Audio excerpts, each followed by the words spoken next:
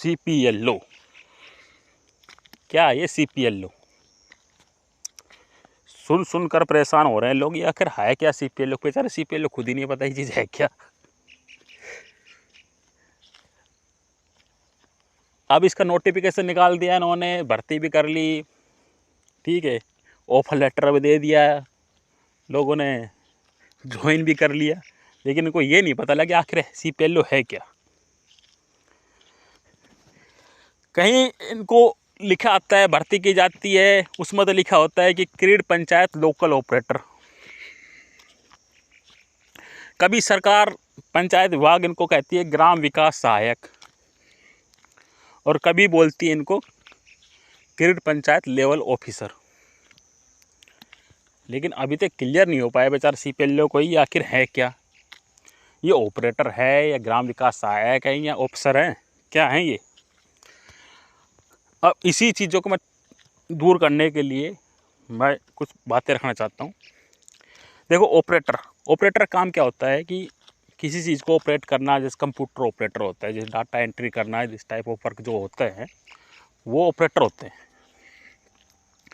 जब भी कोई काम मिलेगा डाटा एंट्री का, जब पंचायत विभाग का डाटा चढ़ाना, ठीक है, तो उस समय जो काम है इनका वो एक ऑपरेटर का काम है, तो इसलिए पंचायत ऑपरेटर है। जो भी कंप्यूटर का काम करेंगे ये लोग, तो सरकार इनको देती है कोई काम, जो भी तो कंप्यूटर पर जो भी करेंगे ये, चाहे नागरिक को सेवा देना हो या फिर कुछ भी करना हो, तो वो एक ऑपरेटर काम होता है, उस समय ये ऑपरेटर है। ग्राम विकास सहायक। अब ग्राम विकास सहायक कैसे? ग्राम विकास सहायक ऐसे हैं कि देखो, अब जैसे ये गांव में कोई विकास कार्य होता है उसमें इनका बहुत बड़ा हाथ होगा। आने वाले टाइम में गांव के विकास में इनका बहुत सहायक होंगे। सरपंच के और ग्राम सचिव के काफ़ी सहयोगी होंगे ये, तो इसलिए इनको ग्राम विकास सहायक भी कहा जाता है। अभी क्रीड पंचायत लेवल ऑफिसर ये क्या है? देखो, जो वेरिफिकेशन काम है वो CPLO का है।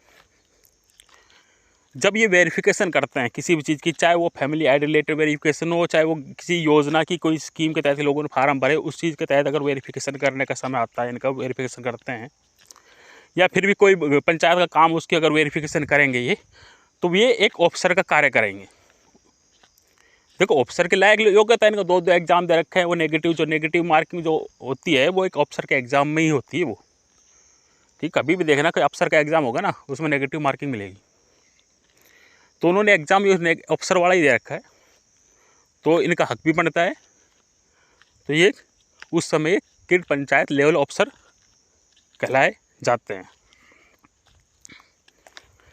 तो अभी तो क्या है कि सरकार ने ये उपमा तो दे रखी है इनको, लेकिन अभी इनके बारे में कुछ पूरा ये कहते हैं ना ढांचा स्ट्रक्चर तैयार नहीं किया कि इनको कैसे यूज़ करना है।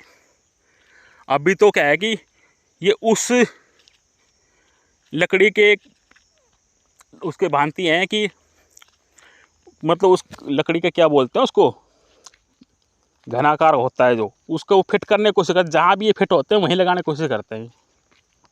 जहाँ फिट आए वहीं लगा दिया इनको, तो वो एडजस्ट करने की कोशिश कर रहे हैं, कहाँ एडजस्ट होंगे। कभी सोचते हैं कि इनको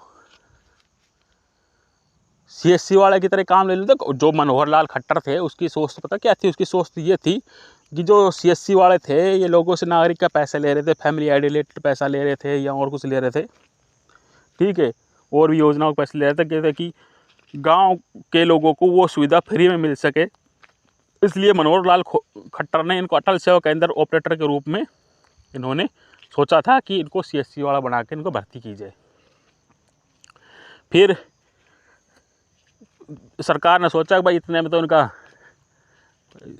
जनता से इतना पैसा है, तो अगर फ्री में देखो काम कोई कर नहीं सकता, तो जनता से ज़्यादा पैसा ले नहीं सकता, तो थोड़े मोड़े में कोई करेंगे नहीं, तो इसलिए इनको थोड़ा सा और जोर दिया कि पंचायत का भी काम कर लेंगे, 6000 दिला देते हैं इनको, और ये मतलब उसके साथ साथ काम कर लेंगे। जनता के कर लेंगे, कमीशन रहेगा तो आपने ड्यूटी भी करेंगे, ड्यूटी बराबर ही होगी। जब कमीशन आएगा वो काम करेंगे तो आएगा तो 6,000 वो मिल जाएंगे, तो उनमें तो हो ही जाएगा इनका 15-20 हज़ार रुपये, आराम से कर लेंगे, ये सोचा था। लेकिन वो चीज़ तो देखो सफल नहीं हो सकती, क्योंकि सरकार ने नोटिफिकेशन में तो ये बना दिया कि ये ट्रांजैक्शन बेसिस पे काम करेंगे और पंचायत काम करेंगे, तो ठीक है बोल दिया उन्होंने। लेकिन जो इसमें योग्यता के आधार पर, जिस योग्यता के आधार पर CPLO भर्ती किए गए हैं, क्या वह योग्यता किसके लायक हैं? अब ये B.Tech है, कोई M.Tech है, कोई MBA है, कोई PhD है, सब पढ़े लिखे हैं, क्या वो CSC वाले पढ़ेंगे? ये कॉमन सेंस की बात है। कोई इतना पढ़ा लिखा आदमी क्या वो CSC का काम करेगा क्या? कि वो 6,000 के रुपए के लालच में तुम्हारा वो दुकान कम, एक जो CSC जिस काम के 200 300 रुपए ले रहा है, वो 10 रुपये में या 30 रुपये में वो काम करेगा, और वो भी उसमें कमीशन मिलेगा सिर्फ उसको, उसमें वो काम करेगा? कभी नहीं करेगा। इससे बेटर रहेगा कि वो अपने खुद की दुकान खोल ले। अगर उसकी मजबूरी ऐसी आ गई तो खुद की दुकान खोलेगा वो ये सरकार का काम नहीं करेगा ऐसा। तो सरकार ने जो सोच रही है ना, सरकार की जनता की सुविधा के लिए, गाँव वासियों की सुविधा के लिए जो हमें CPLO भर्ती कर लिए हैं, या इनको ये ट्रांजैक्शन बेसिस पे ये योजनाओं का काम दिया जाएगा, तो पहले ही बता देना चाहता हूँ, सरकार कोई भी CPLO नहीं करेगा, कोई भी CPLO नहीं करेगा। कुछ तो हैं जो सोचेंगे कि भविष्य में क्या पता कुछ अच्छा हो जाए, कुछ ये हो जाए, जिसके बेचारा का बिल्कुल घुटने टिके हैं, 12वीं पास हैं, या फिर मतलब ये है कि जो मतलब बिल्कुल लिचड़ा टाइप से थोड़े हैं, जिनका मतलब घर गृहस्थी नहीं चल रही, वो ही थोड़ा इन चीज़ों में इंटरेस्ट लेंगे। हकीकत बता रहा हूँ, बाकी नहीं लेंगे। क्योंकि पहली बात तो जो CPLO कहीं ना कहीं जॉब कर रहे हैं, अच्छी कंपनी में अच्छे पद पे हैं, वो जॉब कर रहे हैं। जब उनको लगेगा कि हाँ इसमें अच्छी सैलरी हो गई, तब वो जॉब को छोड़ेंगे, तब वो इसमें वो काम करेंगे। नहीं तो पार्ट टाइम के तौर पर वो करते रहेंगे, कोई दिक्कत नहीं है। लेकिन जो ये सोच रहे जनता की सेवा के लिए करें, गाँव में बैठ कर जनता की सेवा करेंगे, तो ऐसा नहीं हो सकता। हाँ, पंचायत को काम कर देंगे, एंट्री चढ़ा देंगे, क्रेडिट का जो फैमिली ID वेरिफिकेशन वो काम कर देंगे, मतलब जो अफसर वाला काम है वो कर देंगे, और जो ऑपरेटर का काम है जो पंचायत का है वो कर देंगे, चढ़ा देंगे।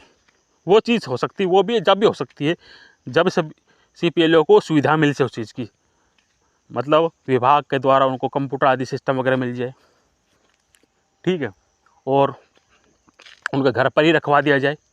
मतलब उन पर कोई बाउंडेशन ना हो ड्यूटी की, क्या आपको इतने बजे आना, इतने बजे आना है, ऐसा नहीं हो, उसकी मर्जी हो।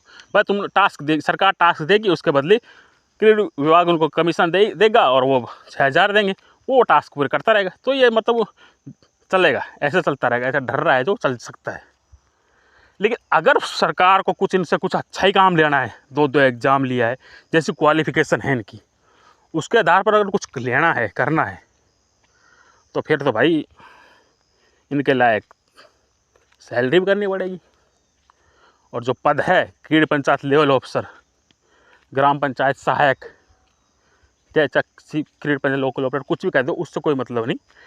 लेकिन जो है पद, वो उनको जो काम है वो उनको देना पड़ेगा, ठीक है, और अच्छी सैलरी देनी पड़ेगी। अच्छी सैलरी दोगे इनको 25-30 हज़ार रुपये। और आप अगर एक्चुअल में कुछ करना चाहते हैं कि भाई सरकार एक्चुअल में ग्राउंड लेवल पे कुछ अच्छा करना चाहती है, तो सरकार को इनकी तनख्वाह बढ़ानी पड़ेगी, जब भी कुछ सुधार हो सकता है, जब भी पंचायत के काम में और अन्य काम में पारदर्शिता आ सकती है, अन्यथा नहीं आ सकती, अन्यथा बिल्कुल नहीं आ सकती, ठीक है, बिल्कुल भी नहीं आ सकती। मजबूरी मान ले, किसी की मजबूरी है, पहली बात तो कोई मजबूरी, कोई ऐसा है नहीं आजकल टाइम में किसी की मजबूरी हो, फिर भी सोच रहे किसी की मजबूरी हो, उसको सरकार बैठा भी दे ज़बरदस्ती, भाई तू बैठना है, करना है, ठीक है, फिर वो क्या करेगा? इतनी सैलरी इनकी वैसे टाइम पर नहीं आती नहीं, पहली बात तो, न कमीशन भी बिल्कुल ही नहीं आता, क्या करेगा वो? टेबल के नीचे से पैसा लेगा। सरपंच और जो आदि का जो पंचायत विभाग में जो भी कुछ होता है उसमें से हाथ मारने की कोशिश करेगा।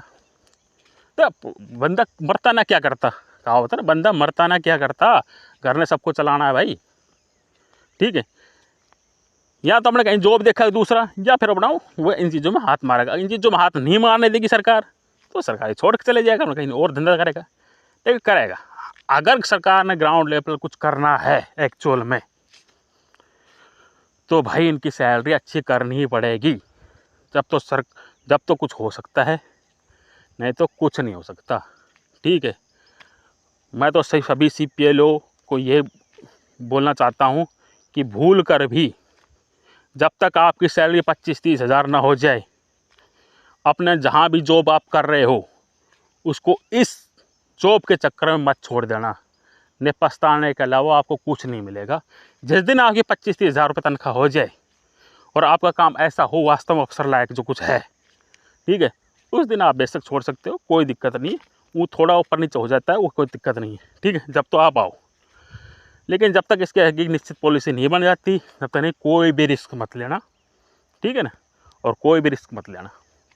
ठीक है, 25-30 हज़ार सैलरी दो, फिर चाहे तुम गांव की सेवा करवाओ, कोई दिक्कत नहीं है।